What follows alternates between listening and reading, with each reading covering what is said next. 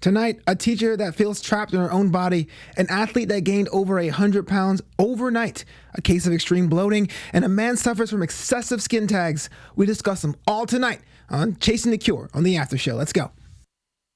You're tuned in to AfterBuzz TV, the ESPN of TV talk. Now, let the buzz begin. How is everyone doing out there on the internet? Of course, my name is Flobo Boyce. Thank you so much for joining us on the AfterBuzz Television Network. This is a Chasing the Cure After Show. We take a look back on tonight's episode of Chasing the Cure, hosted by Ann Curry. A fantastic approach to crowdsourcing medical help. A lot of people feel that they're suffering from things they just can't describe, or maybe they go to a medical professional or a doctor and they are also stumped. And a lot of us are just suffering from lack of means and lack of direction of where to go, who to attend to, what do we have, what can we afford. I know the easiest thing, and I'm a comedian too. I go to these comedy shows and everyone talks about, I'll just Google my symptoms and it tells me this and that. But a lot of times the human body, the soft machine's a little bit more advanced than that. So this was the premise of Chasing the Cure. Tonight, Ann Curry hosts a myriad of doctors as they take on very, very specialized cases that don't have a diagnosis or can be possibly misdiagnosed. And with the power of national television and the internet and their website, which is currently chasingthecurelive.com, you can learn more about the cases and you can interact with these cases.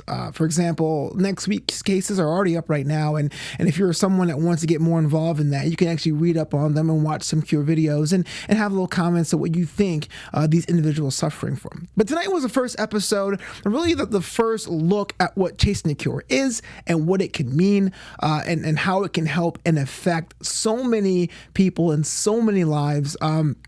Definitely something I was not quite expecting, how interactive it was. I understand there was a website component. I understand you could interact with that, but it really seemed that they were really pulling on the power of the every person. It really was crowdsourcing at its finest, and maybe this may open the door to future presentations of that kind of entertainment. Have someone with a problem being presented on national television, hopefully with the help of professionals and other people who may be privy to the situation. They can interact and comment and like and subscribe and all of that. And speaking of like and comment and subscribe, if you guys are also in the chat here, make sure if you have a question or something to say something in the chat box there.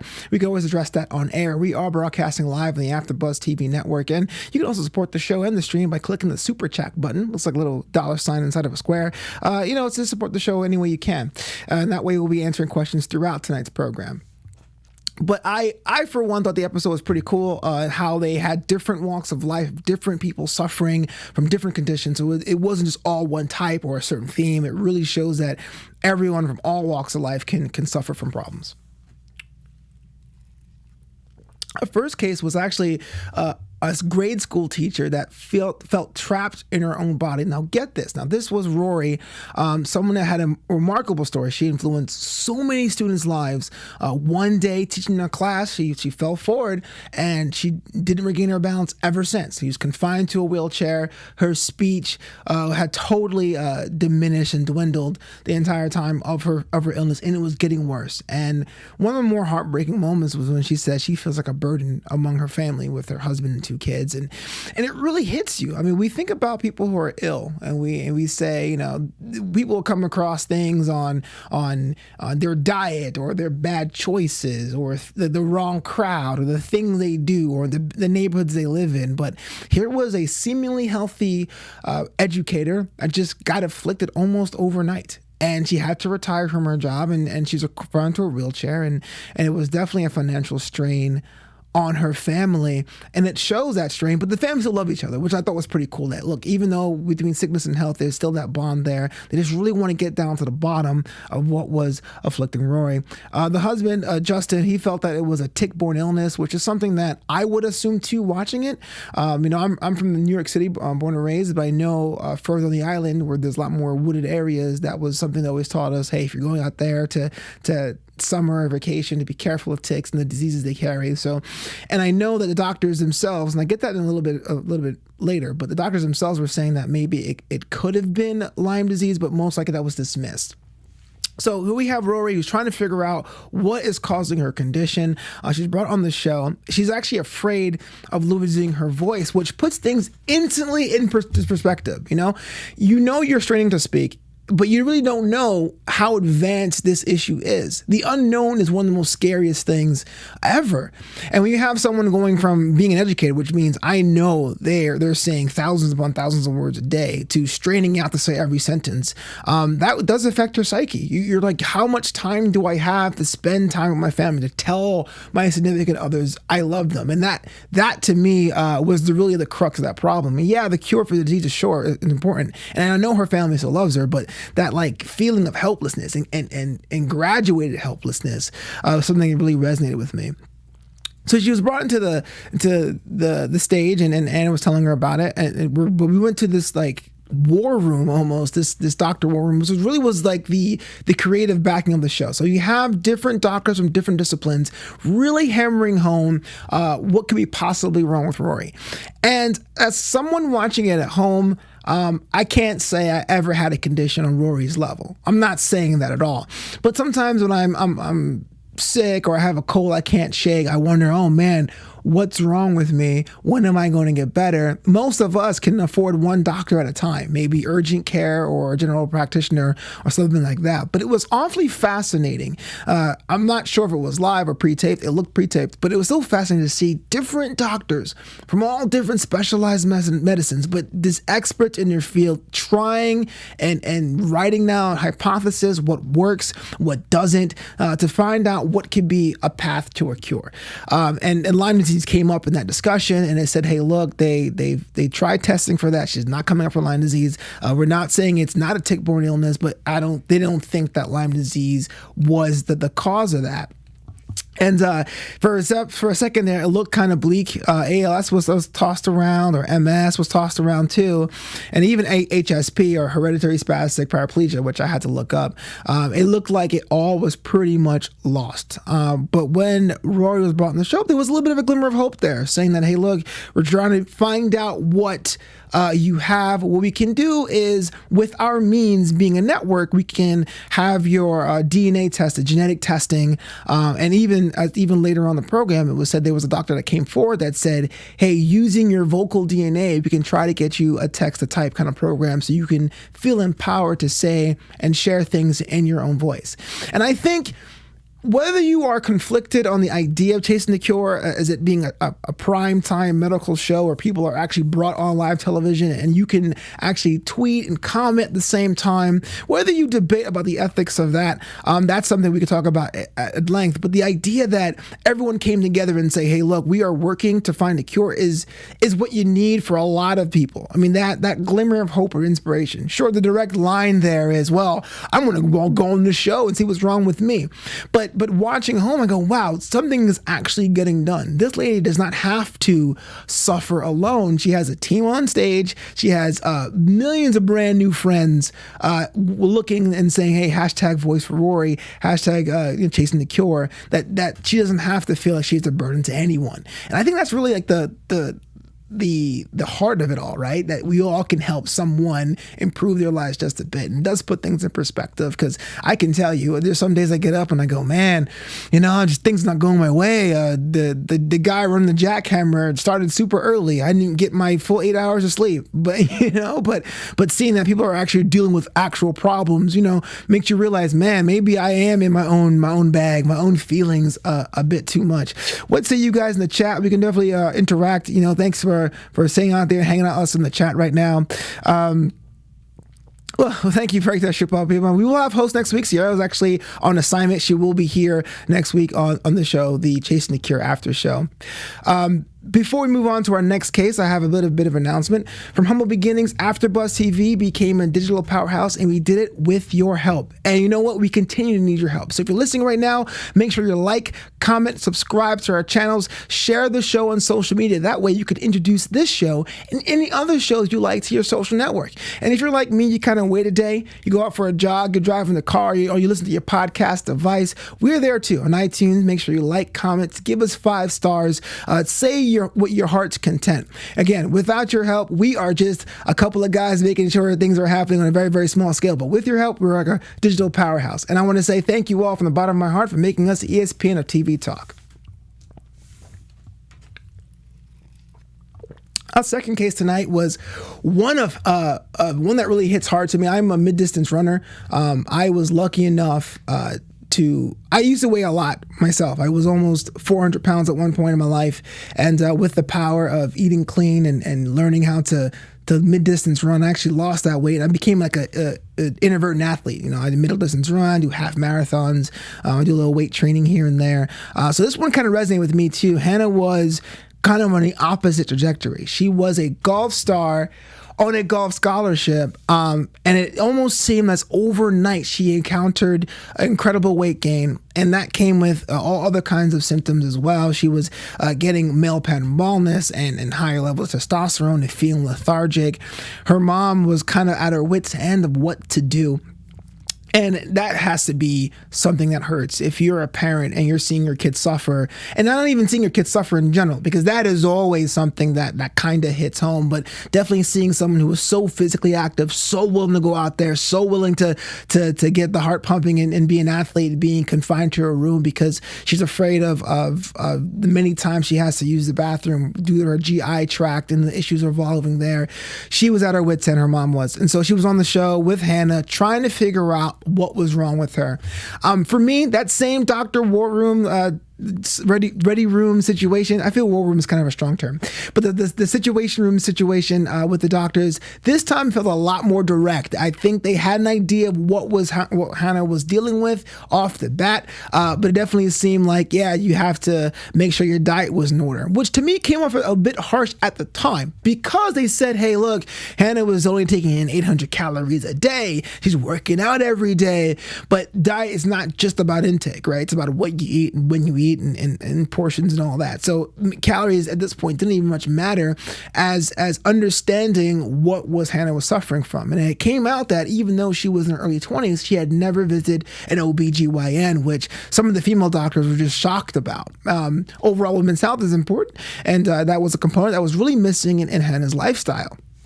But it turns out that Hannah was diagnosed, which was pretty cool for the show, that this program, this episode, led to a direct diagnosis, which shows the show works in its essence on a line that's inspiring in its own other level. Not so much of hope. Hope is the Rory case. This is like, there's actually a way for our doctors to come up with a solution to someone who's ailing with a problem. Hannah was diagnosed with PCOS, polycystic ovary syndrome, which is something that affects millions of women, or I say a section of women, but it's definitely something that goes undiagnosed in this country, if not the world. And a lot of the symptoms that she was having, the weight gain, the irregular periods, the irregular menstrual cycle, the irregular bathroom trips, the elevated testosterone, was a direct correlation to that.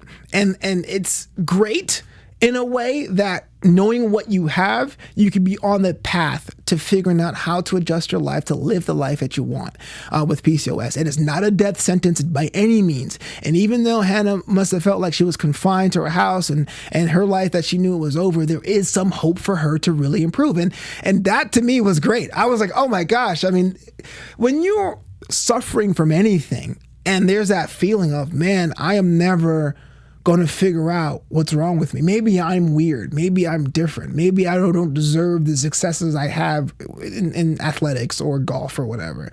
And someone goes, no, there's certain changes you have to make to your lifestyle, and we'll show you how. But you can definitely live the life that you want. It's almost like you're doing a second chance at it. Ian Fleming, who he wrote Chitty Chitty Bang Bang, but he's more famous for writing the James Bond novels. He has this saying, which I always keep near and dear to my heart, and it goes, you only live twice. Once when you're born, and once when you stare death in the face. Now, I'm not saying Hannah stared death in the face right here, but the idea of her thinking her life had one track, and these medical professionals came around and said, no, there is a way for you to live the life that you want. I mean, that must have been inspiring. And she felt that way too. She goes, I'll do whatever it takes to get back on that field. And you know that she's still young enough that she can go back and do it. And I can guarantee if she makes some level with her athletics, whether it's like a pro tour or maybe Olympics, for example, that story alone will inspire so many more people so many more people. And I was like, wow, I'm so glad that it wasn't just a death sentence. Our third case tonight was one of extreme bloating, which to me, on the surface, going after Hannah's case, I was like, I wonder if they're going to find what's wrong with Mike directly. Not quite the case we were expecting. What happened was a little bit of backstory. Mike, in this from San Diego, was on a trip with his wife in Mexico, and he had excessive bloating that was painful, and it made him feel like uncomfortable, and it was a giant bit of bloat, and he didn't know what it was. He tried everything, diets, exercise, and that's the thing too. I know we have this like inkling to search online or ask some friends, hey, why is my gut so big? And I feel like someone said, just diet, just figure it out. But I'm sure he did that, but other doctors as well said maybe you have celiac disease, which is when you're allergic to gluten or something like that. And it turns out that they didn't know exactly what he had, and that the cause of his bloating is still kind of open-ended. But during this test, during his endoscopy, it turns out that he had Barrett's esophagus. Now, Barrett's esophagus was explained in the show, which was really, really interesting, is that it's really the earliest precursor to esophageal cancer. And so they caught it incredibly early. And that hit home for me. My godfather passed away based on throat cancer. So I know how hard and fast that particular cancer can spread. But the idea that finding on one thing gave him a bit of a lease on life on something else, that he was able to say, wow, I'm inspired. I have hope to find out what is actually wrong with me.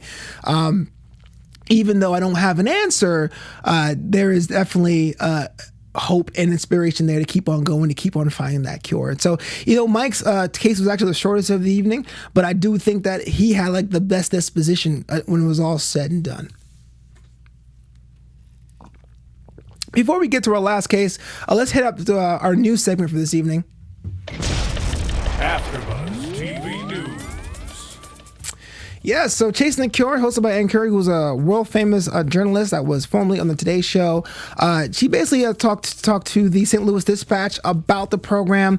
She was definitely excited about the prospects of what it means. Like we mentioned before in the show, she said, quote, technology, medicine, journalism, and television storytelling are all in a disruptive period. Never before has it been possible for strangers to communicate with each other and help each other the way they can today. So Chasing the Cure was simulcast on TNT and TBS tonight. You could have followed them on the social media channels and chasingthecurelive.com. Curry continues, I will introduce you to these stories in patients. For the 90 minutes it will be in broadcast, there will be live material coming in. The doctors will be in charge of analyzing the data and will say, this one is promising, push this forward, and then I will be able to address it to the rest of the panel and the rest of the country.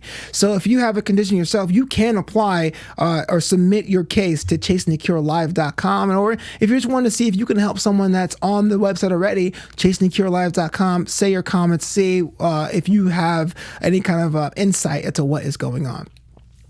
So our last case of the evening was a little bit of a tearjerker for me, because I feel like these cases are all related to me somehow. I was watching the show and I kind of feel like I had a connection to all of them, which I guess is the point, right? That you want to feel something. But growing up, I was bullied. I was bullied for being heavy, but I was still bullied for the way I looked, the way I presented. Our fourth case was definitely that of Jeremy, who had a lot of skin tags and rashes all over his body, and he didn't know what it was, and you can tell that his life was definitely affected by being teased for so long, being teased from friends, from college, never had a girlfriend, didn't think he's ever going to get married.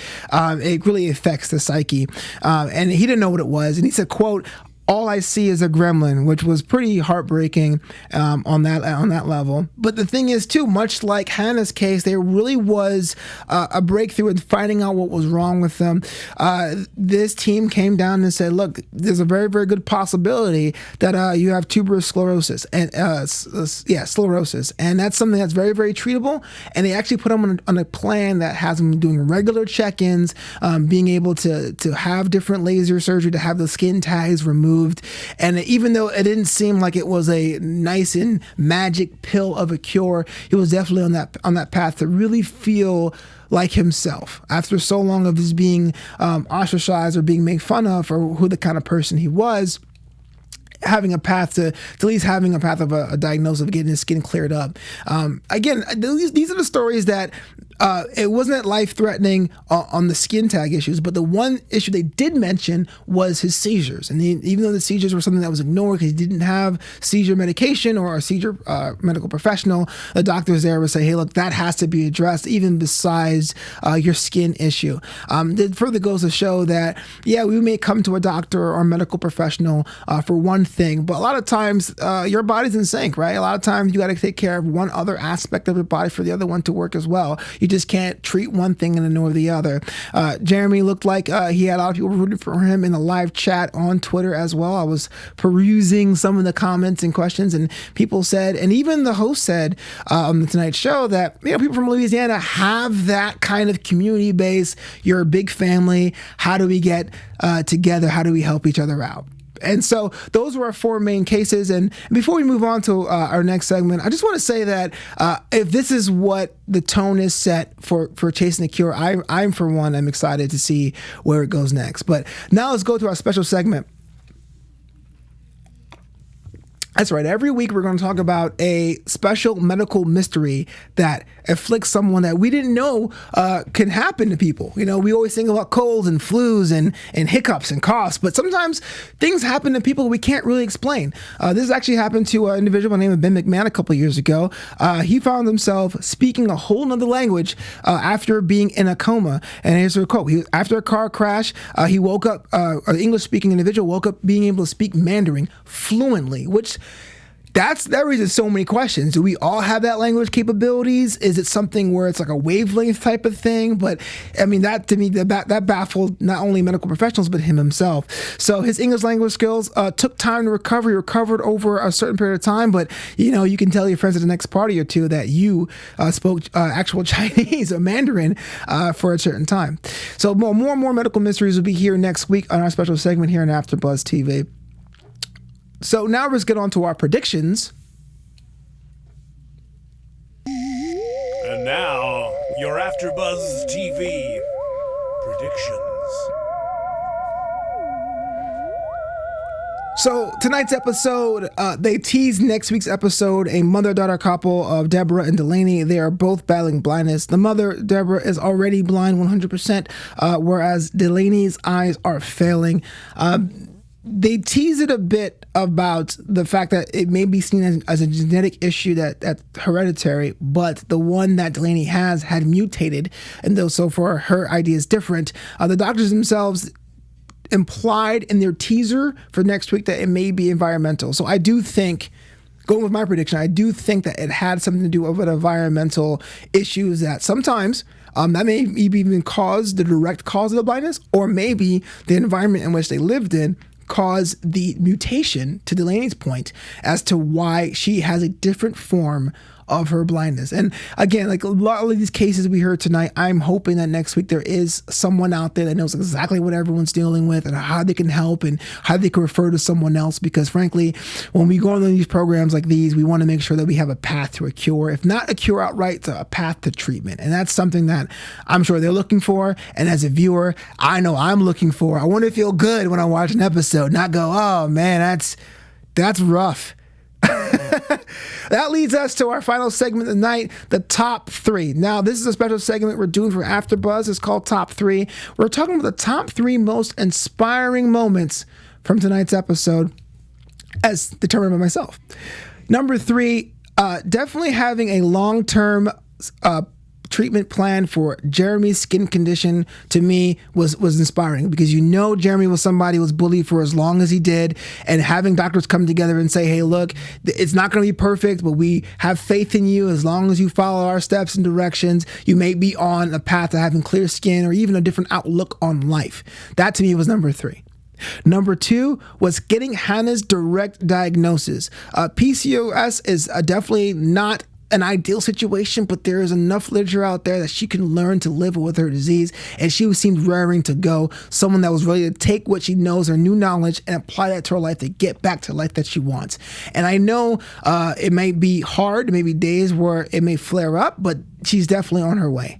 And to me, the number one inspiring moment today had to have been the call for Rory. Now, Rory was our teacher that lost her balance and was confined to a wheelchair and was losing her voice. And she was a school teacher. And right there live in studio, Miss Curry put on a video from her former students that said, thank you so much for inspiring me to be a better person. You were the best teacher ever. And Rory broke down in tears. And I felt a little choked up too, even though she is suffering from her condition, she was a school teacher first. And our teachers are really the first gateway to be inspiring people to a whole generation of kids when they go through their classes, and seeing that despite her condition, she's still a hero to those individuals.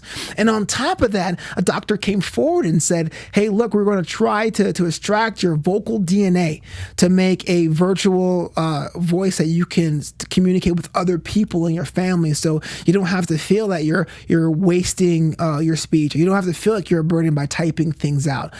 That whole exchange had me going a little bit misty-eyed. And I got to say that that to me was the most inspiring moment.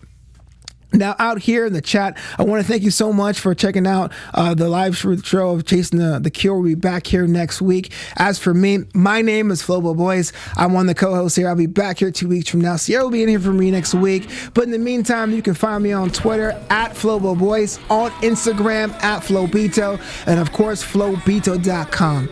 Until next time, be well. Our founder, Keven Undergaro, and me, Maria Menounos, would like to thank you for tuning in to AfterBuzz TV. Remember, we're not just the first, we're the biggest in the world, and we're the only destination for all your favorite TV shows. Whatever you crave, we've got it. So go to AfterBuzzTV.com and check out our lineup. Buzz you later. The views expressed herein are those of the hosts only and do not necessarily reflect the views of AfterBuzz TV or its owners or principals.